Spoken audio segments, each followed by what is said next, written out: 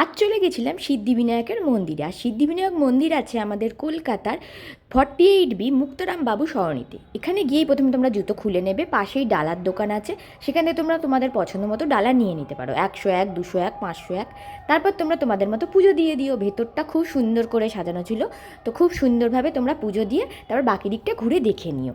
আর এখানে যেতে হলে তোমাদেরকে আমি বলবো, এমজি রোড মেট্রো স্টেশনের যদি 2 নম্বর গেট দিয়ে বেরো, তাহলে ওখান থেকে 5 মিনিট হাঁটলেই মার্বেল প্যালেসের ঠিক পাশেই এটা অবস্থিত।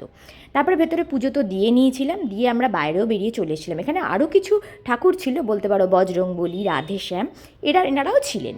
আর মন্দির খোলা থাকে আমাদের এখানে সকালবেলা 6টা থেকে দুপুর 12টা, আর দুপুরবেলা 3টে থেকে রাত্রি 9টা, আর 5টার সময় এখানে ভোগ বিতরণ হয়। তো আমরা এখানে ভোগও পেয়ে গেছিলাম। আর বুধবার দিন সারাদিন মন্দির খোলা থাকে, তো তোমরাও একবার চলে যেও। তারপর আমরা কিছু ছবি তুলে নিয়েছিলাম আর বাড়ির দিকে রওনা হয়েছিলাম। চলো টাটা।